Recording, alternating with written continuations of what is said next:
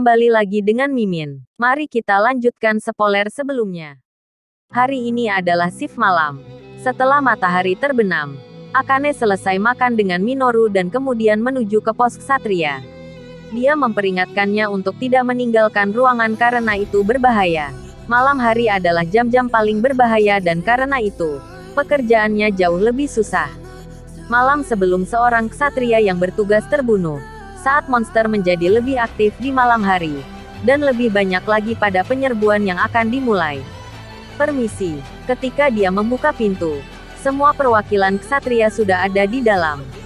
Akane juga pemimpin regu. Ya, kau terlambat, atau apa kau menikmati hari saat itu? Kata Saejima, aku minta maaf karena terlambat. Dia benar-benar datang tepat pada waktunya. Tetapi benar juga bahwa Akane adalah yang terakhir datang. Tidak, kamu tepat pada waktunya Akane-kun. Kamu tidak perlu meminta maaf. Kata Kapten para ksatria, Haitani. Kapten Haitani. Dia bekerja di dalam perusahaan elit. Tetapi dia pensiun dan mendirikan bisnisnya sendiri. Berkat itu, dia memiliki bakat untuk menjadi seorang pemimpin. Juga karena dia adalah salah satu orang pertama yang terpilih sebagai ksatria. Dia adalah orang yang kuat yang telah menyelamatkan Mesia di berbagai kesempatan. Nah, sekarang kita semua sudah di sini. Ayo kita mulai. Akane duduk, dan dimulai. Pertama mereka mulai dengan masing-masing memberikan laporan mereka. Kemudian mereka berbicara tentang kelas atas. Brutal. Setelah para penyusup memasuki markas dan sampai dalam penyerbuan mereka bertukar informasi. Hukuman Akane karena pergi keluar pada malam hari tanpa izin harus diputuskan setelah penyerbuan. Baiklah. Sekarang kembali ke topik utama. Kata Kapten Haitani. Semua orang terkejut pada saat yang sama. Mengira bahwa hukuman Akane akan dilakukan malam ini. Staf investigasi yang mengikuti jejak brutal mengambil foto.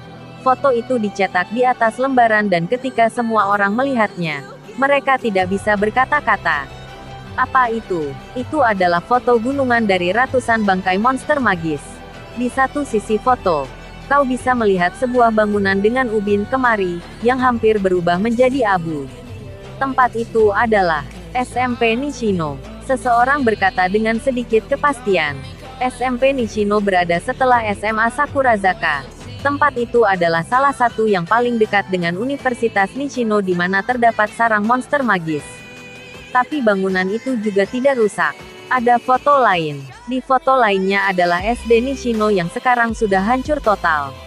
Ini berbuatan brutal, kata Saejima dengan suara gemetar. Setelah meninjau bangkai-bangkai itu, kami melihat bahwa mereka memiliki tebasan yang sempurna. Semua monster itu disayat dengan satu tebasan. Bahkan jika kita berbicara tentang kelas atas, ini tidak normal. Kata Kapten Haitani, tidak ada markas di dekat sini yang mampu melakukan ini. Selain itu, ada hal lain yang menarik perhatianku. Hal lain, tebasan yang sama ada di semua monster. Semua monster, benar, itu berarti bahwa semua monster magis ini dimusnahkan oleh satu keberadaan. Petik 2. Jangan bicara yang tidak masuk akal. Kapten, berapa ratus bangkai yang Anda lihat di sini? Kita tidak berbicara tentang 10 atau 20. Tidak mungkin seseorang bisa menangani, ucap Saejima dengan wajah merah padam. Bagaimana jika ada? Bagaimana jika sebenarnya ada seorang ksatria di dunia ini yang mampu melakukan ini? Petik 2. Apa buktinya? Perhatikan baik-baik di sudut ini. Petik 2 tanda tanya tanda seru. Apa semua itu terbelah? Apa dia membelah seluruh bangunan? Petik 2. Foto itu menunjukkan bangunan yang terbelah menjadi dua. Dia membelah bangunan dengan sempurna. Seperti halnya dia memotong mentega saja. Sebelumnya ada seorang ksatria yang mampu melakukan hal seperti ini. Aku rasa kau sudah mengetahuinya. Petik 2. Ksatria pertama. Seseorang bergumam. Apa ini perbuatannya? Itu tidak mungkin. Dia menghilang. Apa dia bermaksud untuk menghancurkan Mesia juga? Semua ksatria menjadi pucat. Begitu pula dengan Akane. Faktanya, dia adalah yang paling pucat dari semuanya. Aku masih tidak yakin itu dia. Meskipun aku mungkin bisa menjadi ksatria sekuat dia. Kata Kapten untuk mencoba menenangkan semua orang. Tidak perlu takut. Tetapi kalian harus berhati-hati. Mulai sekarang, Ingatlah bahwa kekuatan sebesar ini mengelilingi kita.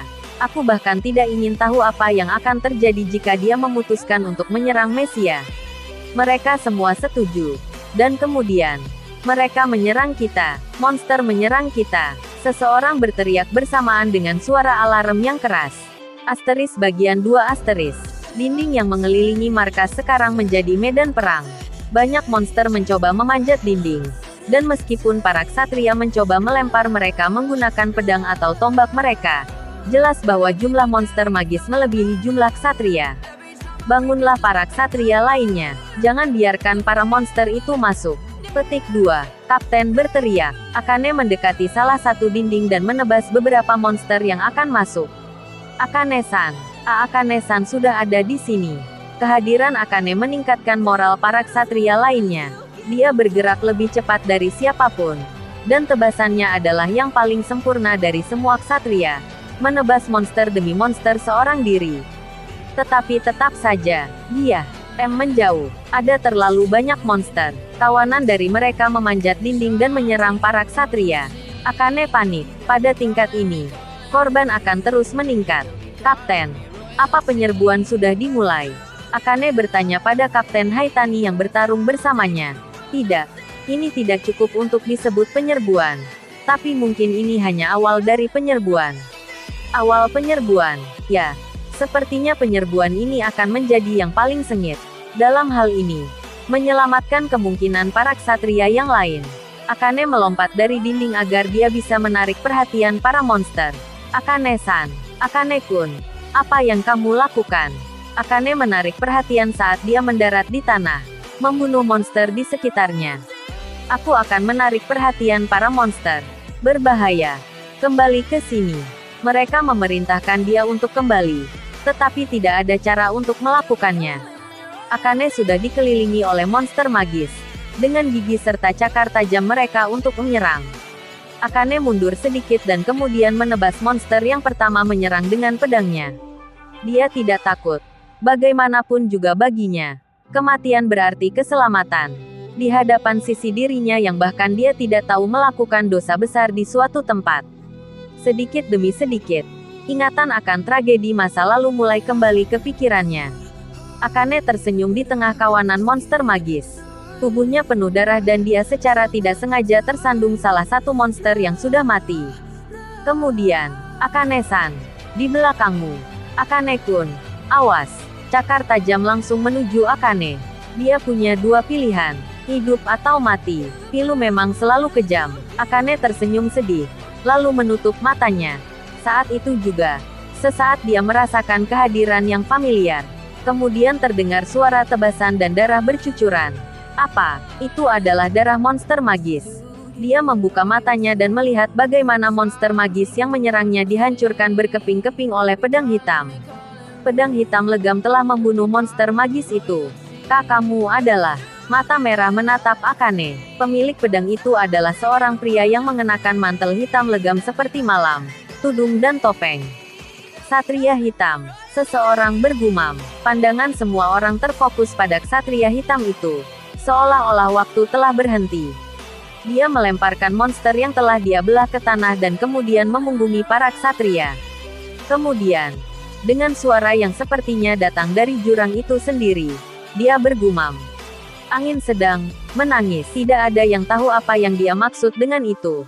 Tetapi kata-katanya terukir jauh di dalam hati setiap orang yang mendengarnya. Seolah-olah banyak pengalaman hidup dan mati bercampur dengan kata-kata itu. Apa yang Akane rasakan selanjutnya adalah angin sepoi-sepoi. Angin bertiup dan kemudian ksatria hitam itu menghilang.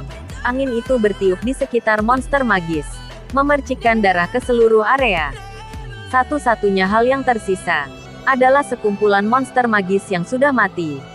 Apa? Itu tidak mungkin. Semua orang tidak bisa berkata-kata. Angin hitam telah membunuh semua monster magis. Aliran kekuatan sihir sealami angin sepoi-sepoi. Waktu hampir tak terhitung. Yang dibutuhkan untuk menggunakan kekuatan sihir dengan cara ini tak terbayangkan. Satria hitam itu menghilang. Dan Akane gemetar. Akane-kun, kamu baik-baik saja. Kapten Haitani turun dari dinding dan mendekati Akane. Benar-benar menakjubkan. Dia mungkin orang yang menghancurkan sarang di SD Nishino. Kapten, dia juga mengalami kebangkitan. Dia, seperti Akane, memiliki mata merah. Kapten itu mengangguk dan kemudian memeriksa para monster mati itu. Mereka ditebas dalam satu serangan. Dan satu serangan yang sangat sempurna. Bahkan aku tidak bisa melakukan ini. Petik 2. Dia menyelamatkan kita. Tapi kenapa dia pergi tanpa mengatakan apapun?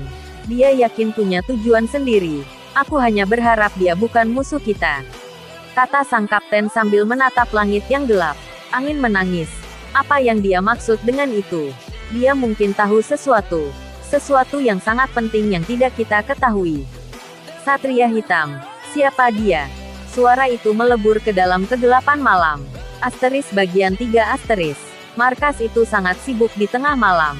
Meskipun mereka untungnya menghindari serangan monster. Banyak satria masih berpatroli di sekitar pangkalan. Tetapi di antara mereka, hanya satu yang bergerak ke arah yang berbeda. Dia adalah pria yang tampak liar. Wakil Kapten Ksatria, Saejima. Brengsek, dia berkata. Meludah saat dia berjalan ke belakang gedung universitas. Setelah dia meninggalkan jalan yang ramai, dia memasuki gang yang gelap. Satria Hitam, enyahlah dari sini. Aku tidak tahu dari pangkalan mana dia berasal.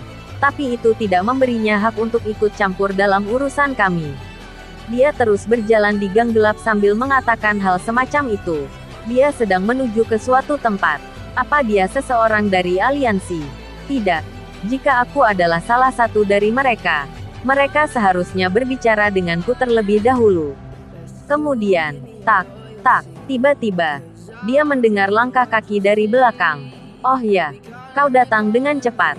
Informasi yang kau berikan padaku adalah, kata Saejima, berbalik, tapi... Saas. Sesuatu menusuk dada Saejima. Dia meremas bagian di mana darah mengalir keluar.